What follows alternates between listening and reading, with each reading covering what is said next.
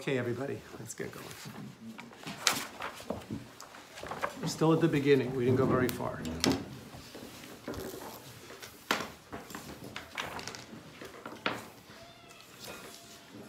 Okay, we're on Beis Amid Aleph at the bottom of the page.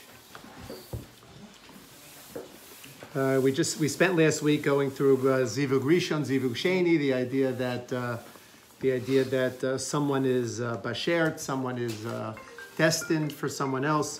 I just want to look at the. There's an interesting Tosfos. The Tosfos says Ha bezivug rishon, Ha bezivug sheni. It is the third Tosfos on the page. You see it, right on the left. Third Tosfos on the page. So Tosfos asks a question. He says, Tema. This is a question. I have a question about this distinction between Zivug Rishon and Zivug Sheni. What are we saying? What did we say about Zivug Rishon and Zivug Sheni? We said Zivug Rishon is predestined. Zivug Sheni is based on your merits, right? Zivug Rishon is predestined. Zivug Sheni is based on your merits. So says Tosfos about that. Wait a second. That doesn't make sense. Says Tosfos. Beperik ve'elu megalchin in the Gemara Moed Katan in the chapter Elu megalchin. We have the following statement: The Amar Shmuel. Shmuel says, by the way, Moed Katan is about the laws of Chol HaMoed, hence the name Moed Katan. So the Amar Shmuel says, Mutar la'ares becholo shamoed shema yikadmenu acher. That it is permissible to betroth a woman on Chol HaMoed. Shema yikadmenu acher. What does it mean, Shema yikadmenu acher? Somebody else will jump before somebody else chaps her. Right? In other words, we know you're not allowed to get married on Chol HaMoed. Why are you not allowed to get married on Chol HaMoed? Because we have a principle of Ein Marbim Simcha B'Simcha. You're not allowed to mix simchas together. What are the two simchas? One simcha is the simcha, obviously, of getting married. And the simcha that you're mixing it with is the simcha of Yom Tov. Right? Yom Tov is a simcha. You might think, well, it's a great idea to get married on Yom Tov, right? You know, people are around there eating anyway. I just have a simcha. Nope, you're not allowed to get married on Yom Tov. Ein marbim simcha b'simcha. But you are allowed to get engaged. You're not allowed to get married on Chol HaMoed either, because it's like a Yom Tov from that perspective. How about Rosh Chodesh? Rosh Chodesh, you are allowed to get married. Okay. Right? Rosh Chodesh is not a din of simcha. You are allowed to get married there. But Yom Tov is a din of simcha, right? So, but along comes Shmuel, and Shmuel says that it's permissible to get engaged to a woman on Chol HaMoed. Not allowed to get married to her, but it's permissible to get engaged to her. Why? Well, no simcha, okay, but Shema, right? Shema yikadmenu acher. Perhaps somebody's gonna chop. You know, here you say, I want to marry this woman, and you're afraid that if you wait until after Yantiv, what's going to happen? Somebody else is going to chop her.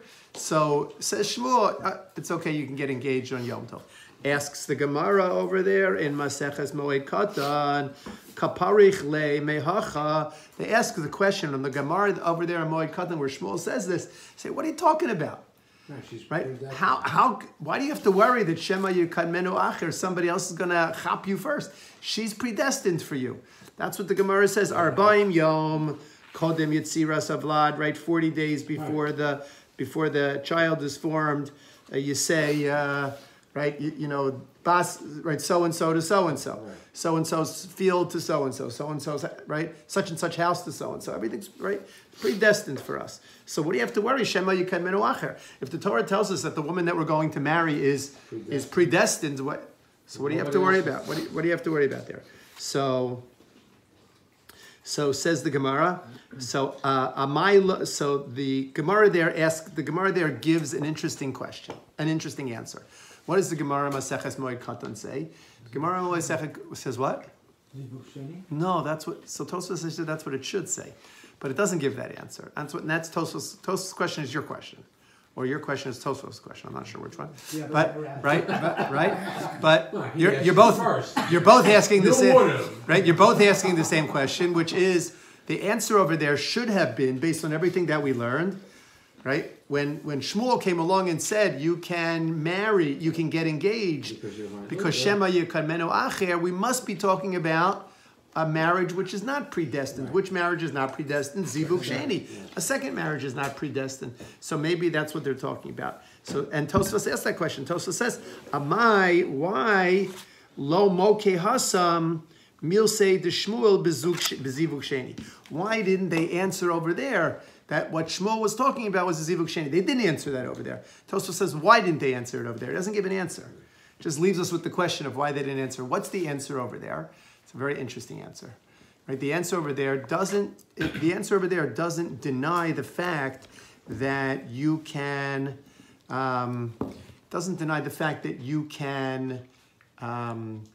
miss out on your bashert. But it says it in a very interesting way. The Gemara over there in Moed Katan brings the following example. Brings the example of a woman, and there was a guy who fell in love with her, right? And the guy is davening, and I think it's Ravashi, I don't remember. I think it's Ravashi, says to him, what are you doing davening for this woman? He's davening, I want to marry this woman, That's how he's davening. Right? Just ask her. No, Ravashi's not caught, it's not that he's caught up in the practicalities. Ravashi says, what are you davening so hard for? If she's meant for you, so don't worry about it. And if she's not meant for you, you can stand on your head, right? And daven all you want. It's not for you, it's not going to happen. So the guy hears him, and a couple of days later, Ravashi hears him davening again. And what's he davening? This time he's davening that she should die. Right? She should die. She should die. No, he's davening, I should die before she gets married. Right? I should die before she gets married, or she should die before me. Right? In other words, the idea is, what he was saying was he couldn't bear to live and see her married to someone else, right? So he took Ravashi's advice. He stopped davening for her, but now he davened that he should die before she gets married because he couldn't stand to live and see her married to someone else. And Ravashi over there says, this is crazy, that when it says Shema Yukadmenu Acher, it doesn't mean that somebody is going to come along and chap her if she's your bashert. Shema Yukadmenu Acher means somebody's going to come along. Somebody's going to come along and be jealous and want her. And since she's not bashert for that person, they're going to give you an eye in her. They're going to daven that she should die or you should die or something like that. Mm-hmm. Right? Because we saw that was the power over there. That was the power of what this guy felt for this woman. So that's why the Gemara gives Shema Yikemenu Acher. That's what it means. But Tosfos says, we had learned about someone who engages a messenger to propose on his behalf, and if the messenger proposes, then the messenger, it becomes a valid if the messenger engagement. Is Mekadesh her to himself. Right. So if this was meant to be, then she was meant to be for the messenger to begin with? Maybe. In other words, we don't know. Can't argue with me. Right? You know what? We don't get. It would be nice when we get the marriage license back in the mail. We get a stamp, right? Basher, right? Seal of approval. I don't know what we would do if we got a stamp wrong, right? But you get the stamp Basher. That would be nice, but we don't get that. We don't, we assume that the woman that we marry is our Basher. Right? That's what we assume. So, at least first time around. So what isn't Basher? What is what? What is not Basher? I get by a car tomorrow. That's Basher? Why don't you ask me the 11 people who got killed in Pittsburgh? Was it Basher? Or is that Basher? Is that Basher? Because there's that huge split with the Erushim and Suzuki and Abu Korsin where they believe in fate. No, but I mean, it's the same question. Right? It's the same question. If you get hit by a car tomorrow, is that Basher? The 11 people who got killed in Pittsburgh, was that Basher? Right? Isn't it part of a Kadosh Baruch Hu's bigger plan for the world? The point is, if you think that way, then you don't do any hishtadlut. You don't work towards anything because everything that's going to happen is going to happen. And is this Basher term overused? It's used in terms of married couples. We understand it takes the third party. So that's how the Basher is meant. other items happen, I don't know if the basher fits. We use it that way, but I don't know if that means it was God's plan or if He lets life happen. Well, this is the question. You know, this goes back. This goes back to the question. You know, the theological question of, you know, what's preordained, right? What do we have? What do we have? Bechira, right? What do we have free will over? What's preordained? You know, so we learned last week how, the expression "Al kol bidei shamayim chutz miyira shamayim," right? Everything is preordained with the exception of yira shamayim. How from, quote, you are going to be, is not preordained, right? That is up to you. You can choose to be more. You can choose to be less. That's up to you. That's not preordained. But everything else in life seems to be preordained. What does it mean preordained? So again, a lot of discussions about, you know, about how we understand that. Here, what we're saying is that there is a particular woman who was preordained for this particular man. And the assumption is that in a zivug rishon, I mean, the assumption is not that you always marry your whoever is predetermined for you, right? You can go up or down. You can go up or down, right? You can go up or down, but that's one. It's one way in which we resolve the preordained and according to your merits. Okay, let's go weiter in the Gemara. It's going to get even more interesting. Okay. All right. So the Gemara now continues, and the Gemara says, 1, 2, 3, 4, 5, 6, 7 lines up from the bottom of the page. The Gemara quotes our Mishnah. If you remember, our Mishnah had a machlokes in it. Look up at the Mishnah. The Mishnah says, right up at the top, right? The Mishnah says, Rabbi, right? Hamekana leishto, Rabbi Eliezer Omer Mekana le'al pi shnayim, umashke al pi eid echad, o afilu al pi atzmo. Right? Rabbi Eliezer's opinion was you only need one witness for the stira, for the seclusion. Right? You only need one witness for the seclusion, and he couches it in the language of she's able to drink the water based on the testimony of one witness to the seclusion. That's what that means. Why does Rabbi Eliezer allow one witness to the seclusion? We'll have to talk about it, right? Because normally we know how many witnesses do you need to establish something? You need 2. And that, in fact, is Rabbi Yeshua's position. Rabbi Yeshua disagrees. Rabbi Yeshua says, Mikana la al pishnayim, umashke al pishnayim. Right? What does Rabbi Yehoshua say? Rabbi Yehoshua says, just like you need 2 for warning her, meaning you need 2 people to hear the warning, 2 people to hear the husband warn his wife, so too you need 2 people to watch her go into a room and to be secluded with this man. Okay? So the first step is kinui, that's the warning. Everybody agrees, Rabbi Eliezer, Rabbi Yoshua, everybody agrees that in order for the warning to be a valid warning, meaning in order for this warning to ultimately lead to her drinking the water, it has to be a warning that is administered in the presence of 2 kosher witnesses. That's the first piece of this. The second piece of this is stira. Stira is she is alone in a secluded way with this man. How many witnesses do you need to see that how many witnesses need to see her go into seclusion with this man? Here's the machlokas between Rabbi Eliezer and Rabbi Yeshua. Rabbi Eliezer says 1 witness is sufficient. Why does he say 1 witness is sufficient? 1 witness is sufficient because the seclusion already has legs to it from the warning. In other words, the fact that there was a warning with 2 witnesses, so then it sort of gives more strength to this 1 witness when it comes to the seclusion. And so if there's 2 witnesses for the kinui, 1 witness for the stira, husband can bring her to the Beis Hamikdash and force her to drink the water. Okay? Does a couple need to know that they're being witnessed?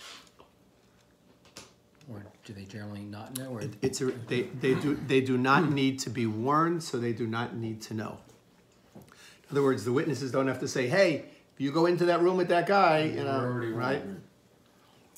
You don't need that.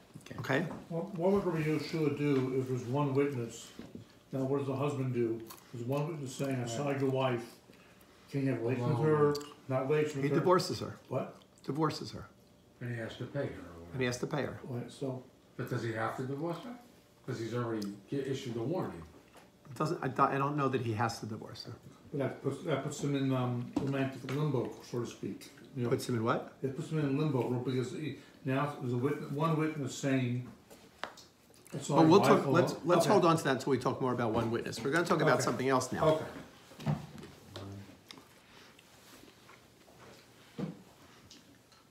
All of this that we've been discussing up until now is predicated on the belief that the witnesses heard the warning and that the witnesses saw the stira. Right? They saw the seclusion. They heard the warning. They or he. It could be, right? Let's go with Rabbi Yehoshua and say two witnesses. Two witnesses heard the warning and can give testimony to that. Two witnesses saw the seclusion and can give testimony to that. She is then capable of being brought to the Beis HaMikdash and forced to drink these waters. What are we trying to establish? What are we trying to establish? What do the waters ultimately prove? Adultery. Or lack thereof. Well, lack of. Yeah. There are means of restoring faith between the two. The waters ultimately prove what happened the in that spirit. room. Right. Right? We don't know what happened in that room. We know that the two of them were together in that room. They were secluded in that room. We don't have any question about that. Either we follow Rabbi Yehoshua, we have two witnesses. We follow Rabbi Eliezer, we have one witness. We know for sure, beyond a shadow of a doubt, we have judiciously established that they were alone in that room. Do we know what they were doing in that room? Maybe they were playing canasta. Right? Maybe they were... Does it matter if we know, by the way? If we have two witnesses? Well, I don't know whether it matters, but the reality is that we don't know. But if we did, Oh, we wouldn't go through all of this. wait a second. If we knew for sure that they had a sexual relationship in that Or room, not, either way. right? Right. If we knew for sure that they had a sexual relationship in that room, or that they didn't have a sexual relationship in that room, we wouldn't go through these We waters. wouldn't have to. Correct. If we knew for sure that they had a sexual relationship in that room, that would be easy. We just kill them. Right? And if we knew that they didn't have a sexual relationship in that room, quite possible he could divorce her without paying her ksuba. Right? But the whole concept of Sotah, of these waters miraculously determining something, what they're determining is what actually happened in that room. If the woman drinks the waters and dies, what happened in that room was a sexual relationship. If the woman drinks the waters and doesn't die, Then it wasn't. then as we say, it wasn't a sexual relationship in that room. Okay? She still was secluded, Alone, right. which she still was secluded, and from what I understand down the road, we're gonna learn that she gets blessed if she passes this trial, but here, if she was secluded in and of itself, he could have divorced her, so she's actually kind of rewarded if she passes the Sotah test, whereas she actually disobeyed her husband and transgressed. Well, we too, I know.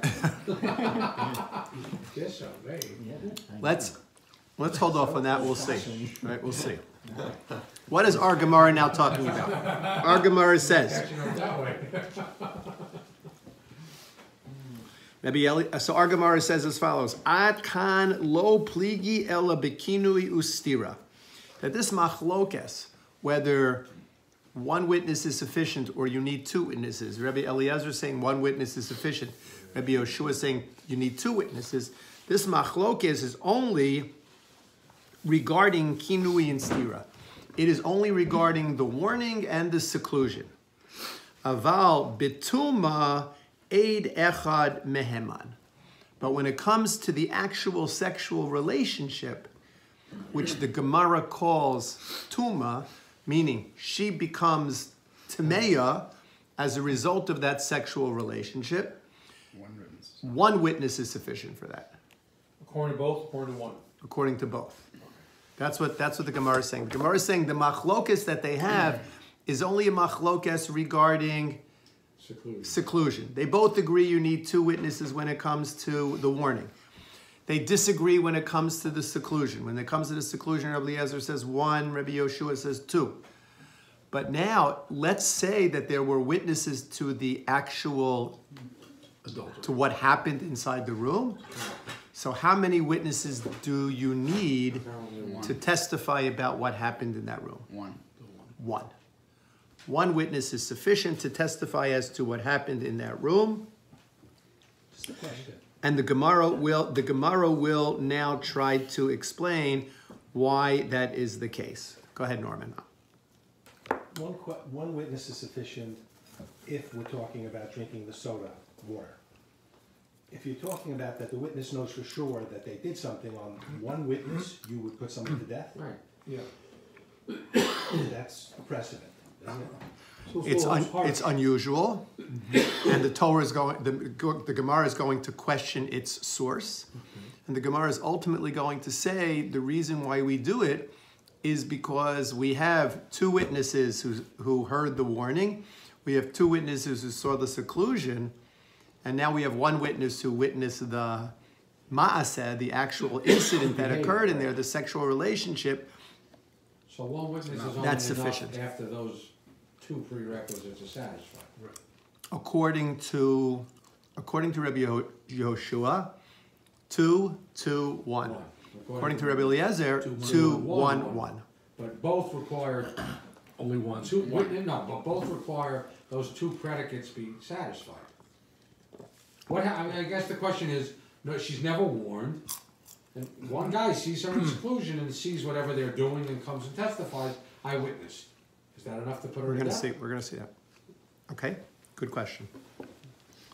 So, how come nobody's asked me the question of what does that witness actually have to see? You said that we were going to see in the Gemara.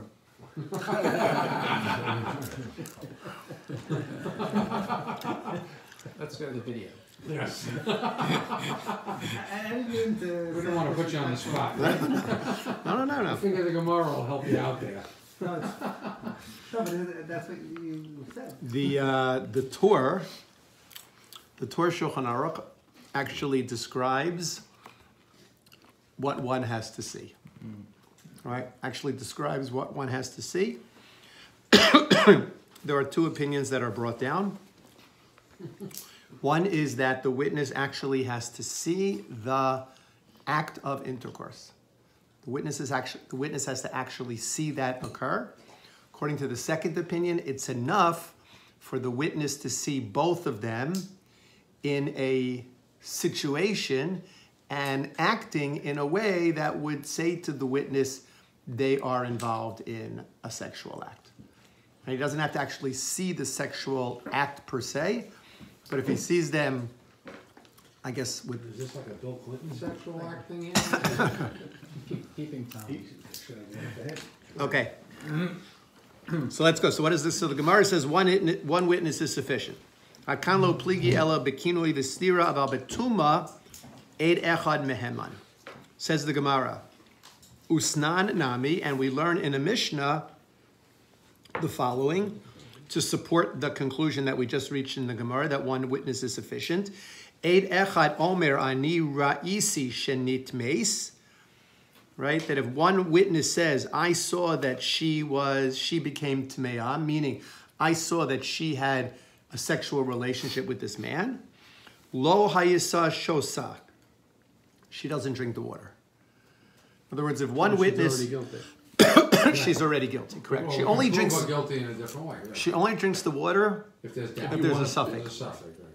If there's a suffix. If there's no suffix, which there's not, if one witness testifies that I saw the two of them engage in sexual relationship, there's no longer any doubt, and she gets killed. And she gets killed. Only her or him too? Because the Sotah, doesn't he? Both also of them. die? Both of them. Right. Okay. So the Gemara asks the question, Midi Oraisa, on a biblical level, Minalan de Meheman Eid Echad. Where do we know that one witness is sufficient on a biblical level? So the Gemara answers the question. The Gemara says, the Tanu Rabbanan, because what did the rabbis learn? The Tanu Rabbanan, the rabbis learned, V'aid ein ba. V'aid ein ba. Look at the look over to your right. Right in the Torah or Hashalem. Source number Gimel. Source number Gimel says, "V'shachav ish osa shichvas zera," that a man lied with her carnally. I love that word. All right. V'ne'elam me'enei isha, and this was hidden from her husband. In other words, her husband did not know this. V'nistera, and she was secluded with this man. V'hi nitma'a, and she became tameh with this man. V'aid ein ba, and what? There was no witness. V'aid ein ba. It says v'aid ein ba, v'hi lo nispasa. She wasn't caught. Right? She wasn't caught.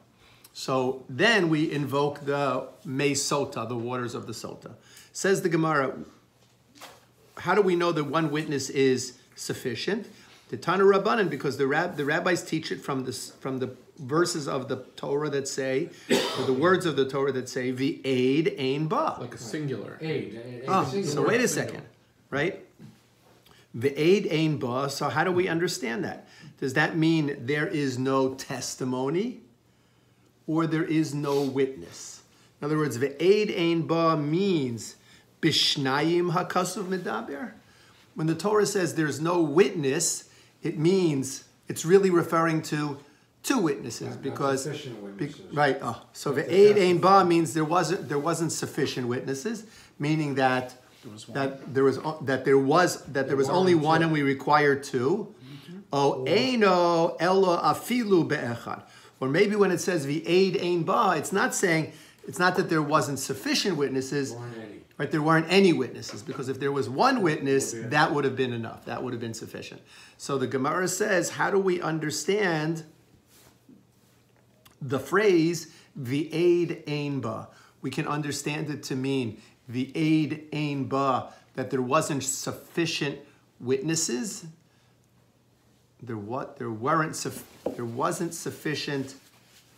There wasn't. There wasn't. Number Yeah, I could say that also, right? Right, I mean, I don't know how do you say it. There weren't enough witnesses to satisfy the requirement, or whatever that. There wasn't sufficient testimony, I guess. There wasn't sufficient evidence. Okay, there wasn't sufficient evidence, or there wasn't even one witness. And obviously there wasn't even one. So that's the question. In other words, how do we learn this source v'aid ein ba? How do we understand v'aid ein ba? The pronunciation of ein or in for yes, that's Aramaic when you say Yes, in? in is So Aramaic. you can't mix the... You can't say it by the Torah. Wasn't enough. Right. How about, you can also learn a different way, can't you? That maybe if there's 0 witnesses, then you need so. If there was one witness or 2 witnesses, then she gets capped upon. That's the same question. It's the same question. Okay. It's the same thing we're saying now. Okay. Right? In other words, the only time that Sotah, the only time you can proceed with the process of Sotah is if v'aid ein ba. Right, okay. Right? So the question is, what does that mean, v'aid ein ba? Does it any mean... testimony or sufficient testimony? Correct. Okay. Okay. So let's see. So the Gemara says this. So the Gemara is going to try to understand this. Talmud Lomar. It's going to bring the following source. Talmud Lomar. Lo yakum eid echad ba'ish. Right? Lo yakum eid echad ba'ish. Before you turn the page, go back to Amud Aleph and look down at source number 4 in the Torah or Hashalem. We'll see the pasuk. The pasuk from Devarim says, "V'lo yakum eid echad beish lechol avon ulechol chatas bechol chet asher yecheta al pi shnei edim o al pi shlosha edim yakum davar." What is this pasuk? This is the famous pasuk that tells us that we need 2 edim, right? 2 edim. We need a minimum of 2 edim. So when the Torah says lo yakum eid echad beish, right, that you shouldn't have 1 eid, right, beish. Now we can turn the page. Mimashma, this comes to imply Shene'emar lo yakum eid be'ish, eini yodea shehu echad, ma talmid lomar echad, ze bina'av. In other words, if the Torah just should have said, right, lo yakum eid be'ish l'chol avon l'chol chatas. Aid was always If singular. aid meant a singular witness, it just should have said lo yakum aid be'ish, right? A witness shouldn't try to establish something because a single witness is not sufficient. But what does the pasuk say? Pasuk says lo yakum aid echad, right? Lo yakum aid echad, right? So just the word aid would not have been sufficient. It would have to say aid echad. It did have to say. It did have to say Eid Echad, right? Ma Talmud Lomar Echad. Why did the Torah teach me Echad? Why wasn't it sufficient for the Torah to simply say Lo Yakum Eid Be'ish, which I would have known would have been Eid Echad? My Talmud Lomar Echad. Zeb Bina'ab, it was taught to teach me a binyan ab. It was taught to teach me a general rule. What's the general rule? Kol makom shene'amar Eid Hare kan shnayim Ad sheyifrot lecha hakasuv echad. What's the general rule? The general rule is whenever you see the word aid, it's two, unless the Torah comes along and says one. Aid echad. But if you don't see the word echad, the general rule is it is referring to two. How do we know that? We know that from this pasuk that we just quoted in Devarim. It says lo yakum aid echad, right? It could have said lo yakum aid. Right. If we were assuming that aid in the singular means one witness, it just should have said lo yakum aid. The fact that it says lo yakum aid echad teaches me that whenever the Torah says aid, it is referring to two, unless it says aid echad, in which case it is referring only to one. Okay? So that helps us. Well, does that help us? No, that doesn't help us. Because all pasuk says aid. There were no aid, so it means there weren't two. I mean, so that one would be sufficient. Well, it says that, that you can infer. But it meant two. No, it meant two. How come the That's language right. isn't So our pasuk eidim? about aid is Plural, seeing the act instead and of saying there singular. weren't two people seeing it. Therefore, you can deduce that if you needed two to see it, one is enough. One is not enough. What is that? Yeah, you would say one is not enough. If there weren't two are two, needed, No, one is not it enough. doesn't say two are needed. It says she only has sotah if there weren't the aid ain ba. aid. No, but That it's means aid you need echad two. ein ba. If it just says the word aid, it means you gotta have two, unless it says echad. Oh, let's see. What the Gemara seems to be saying here is the fact that it says ve'aid ain ba. Should be two. Whenever you see the word aid, that tells you two. Ve'aid ain ba means that there weren't two, Right. which implies that there was One. one. But that still is not sufficient To kill them. to kill her, and she has to go through the. Sotah. You have to go through the Sotah waters, right? Is she obligated to go through the Sotah water? Yes. Yeah, she's Unless or, she or, confesses. or else, unless she can confess, and then husband just if she divorces her doesn't confess? without her ksuba. But how come the Gemara is not using the language of plural, eidim, instead of aid? Because the Torah says aid. Why doesn't the Torah say the edim lo But ba? why isn't it singular instead of plural? When they When they mean two. It's a good question. I don't know the answer. Right? That's Because like they're acting as one unit. right. Right. You know, you could say aid when it says the aid ain ba. It means that valid testimony wasn't there. Sufficient, valid. Right? Sufficient valid. It's not referring to number of witnesses per se. It's referring to Valid. sufficient testimony. Okay. So based on what we're saying so far, one witness would not be sufficient. Now, is that what we want to say? Nope. We want to say the other way around. So let's see. So just to understand, two witnesses, she gets killed. One witness, she has to drink sotah. Two witnesses to what? Two witnesses to a sexual act. Two witnesses to a sexual act, she gets killed. One she gets killed. We just said. No. One, yes. We're not sure yet. That's We're all- not sure about one. that's we're not sure about one. Okay, but let's say you needed two, but you only had one. So if she goes to the sotah waters, if you Well, needed she had to be to, warned if you also. needed two, Right. and there was only one, right? You needed two to establish Then she that there has was to drink sexual soda. relationship, And if she, and there was only one, she has to drink the waters. right, and if she confesses before, then she just gets divorced without Right, she her doesn't die. thing? She gets Well, she divorced. gets killed. No, No. she can't. She doesn't get killed based on her confession. Can't kill somebody You can't based on their tell own her confession. Right, right.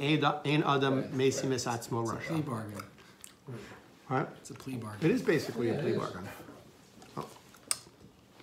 So the first position, so the issue is that we have a source in the Torah that says ve'ed ein ba, that the key ingredient to her going through the Sotah water process is ve'ed ein ba. What does it mean when it says ve'ed ein ba? Does it mean there was no sufficient testimony of two witnesses, but there was one witness? Or ve'ed ein ba means there wasn't even one witness, meaning if there was one witness, she would not go to drink. So that's the question that the Gemara asked. And the first position that the Gemara is bringing seems to be saying that the word aid refers to testimony.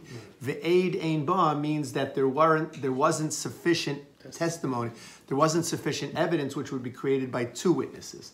That would mean that there was one witness, and one witness saw them, and that was not enough. The aid ein ba, that was not enough to kill her, right? So therefore, she now has to go through the Sotah water process in order to determine her guilt or innocence. But if she knows she's guilty, but she didn't want to confess, and because there initially, let's say, and then there weren't enough witnesses, so now she has to go through Sotah. If she now confesses, then she's done. She's Right? off the hook. She's She doesn't off the know. hook. So No. she could. Well, She's not exactly off the hook, She gets to live. right? She's not exactly off the Well, she's hook. off the hook in that she won't die. She doesn't potentially die. from drinking the Sotah water. She won't drink the Sotah water. She doesn't have to drink it, I'm right? saying if she confesses. She's not allowed to drink it. Yeah, okay. I mean, If she confesses. Right, But what I'm saying is, if she confesses, she doesn't die. right. If she doesn't, let's say she knows she's guilty, but if she drank the soda water, she would die. She has to So she might believe as well that. just confess. Oh, but she has to believe that. Okay.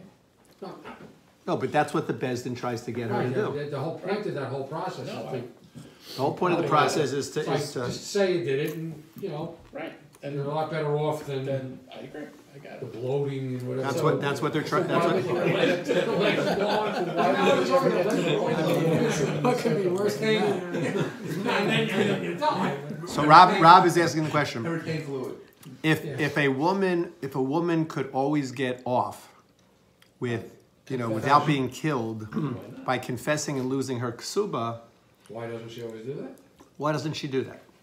So several reasons. It could be she doesn't believe the water works. Right. In other words, she thinks she can still get away with this.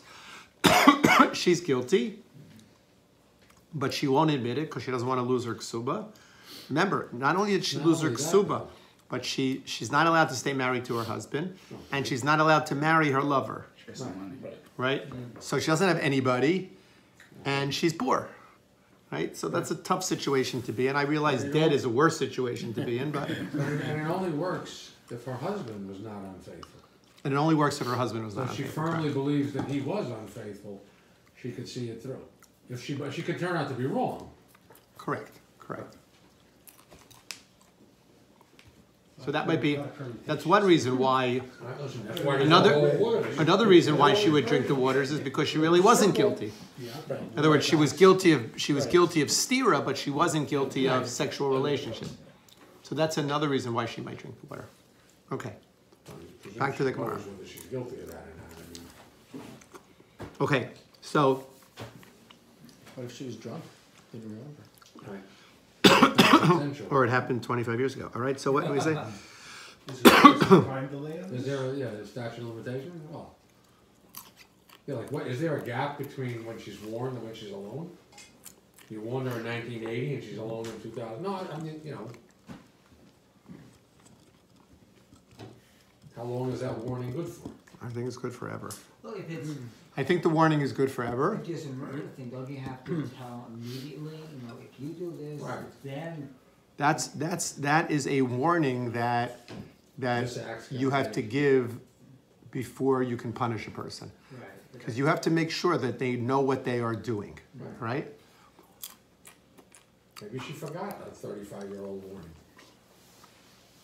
You're saying that they warned her and she forgot. Well, Yeah, 30 years, yeah. I mean, 30 years ago, you know. My wife doesn't listen to me every time I give her a warning, you know?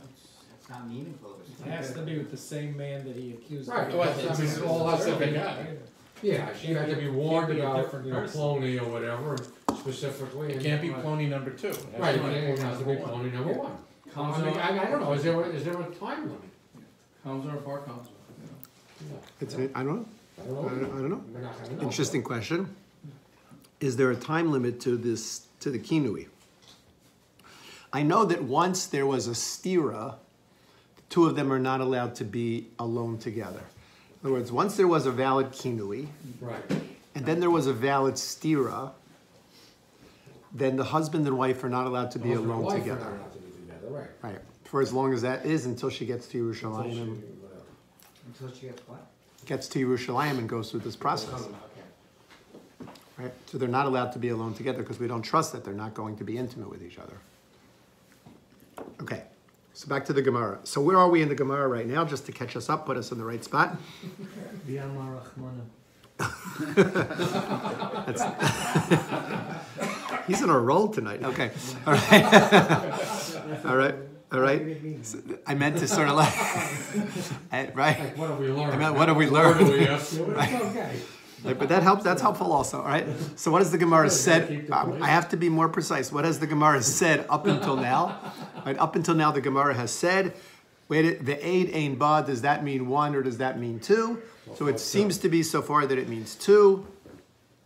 And therefore, if there's only 1, that She has to go the the aid ain ba, you can't learn from here that 1 is sufficient for her to not have to drink the water, the Sotah waters. Maybe you can learn it from somewhere else, but you can't learn it from here. Okay. So, Va'amar Rachmana, and the Torah says, right, Va'amar Rachmana, Trei leis ba elochad v'hi lo nispasa. What is the Gemara saying here? Right? We just wanted to say that anytime it says ve'ed, so it's understood as 2, unless the Torah comes along and specifies echad, it specifies 1. So v'amar Rachmana, the Torah says, Trei lesba elachad. What does that mean? What is the Torah saying? Trei lesba elachad. So look at Rashi. Rashi is 3 lines down from the top. V'amar Rachmana trei lesba. La'el kai, this is referring to what came previously in the Gemara. Leferushe maskana demilse, hechi midresh v'eid ein ba. It's coming to explain the statement that we made earlier, v'eid ein ba, means, according to this, really it means ushnayim, right? V'trei leisla. There are not 2 witnesses, right? Right, there are not. If the aid ein ba means trei leisla, there aren't 2 witnesses. Right, that's what the Gemara is now saying. That's really what the Torah means. The Torah means trei leisba. Right, trei leisba. Right, trei leisba elachad.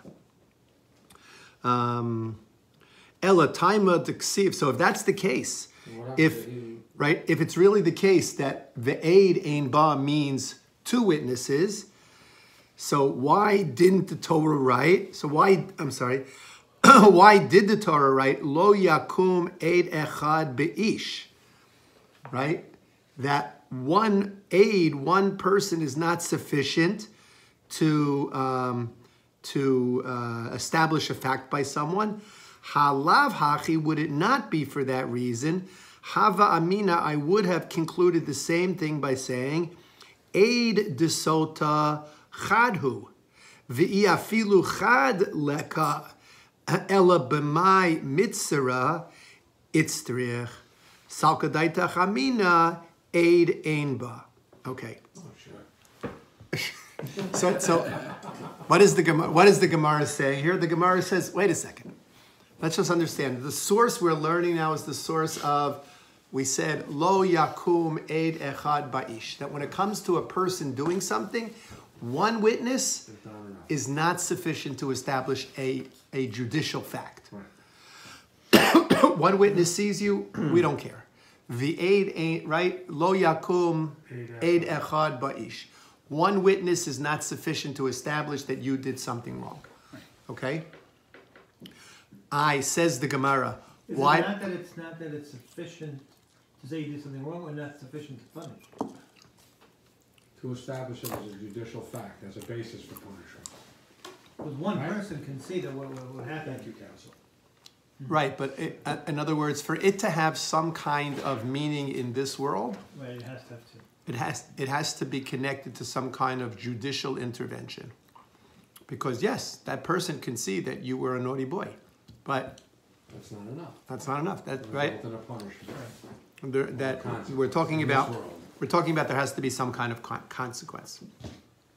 So we have so far looked at the source that says that you need two witnesses to establish a judicial fact, because lo yakum eid echad ba'ish. Right? Lo yakum eid echad ba'ish. That's what we learned it for. So the Gemara now says, wait a second. And then from that we learn that aid always means two. And if aid always means two, when it says by Sotah, the aid ain ba, what does that mean? That there aren't two. And if there aren't two, then we proceed with the Sotah water. But if there was one, Not enough. that wouldn't be sufficient, right? Right? If there were two, we wouldn't proceed with the water. But even if there weren't two and there was only one, we would proceed ahead with the water. Okay? So the Gemara says maybe we should. And what are we basing this on? We're basing this on the fact that it says lo yakum eid echad ba'ish. Why does the Torah have to say eid echad? The Torah just could have said lo yakum eid ba'ish. From the fact that it says eid echad, we learn that wherever the Torah says eid, it means two, except where it specifies to us one, such as here in our case. So the Gemara wants to suggest maybe we could switch it around.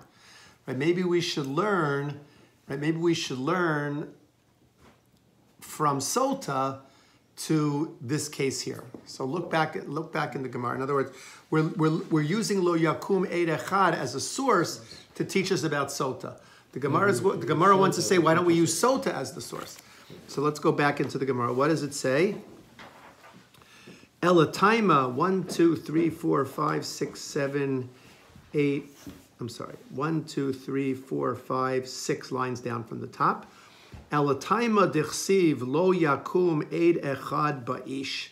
The reason that the Torah says lo yakum eid echad ba'ish, halav hachi, because without this, hava amina, I would have said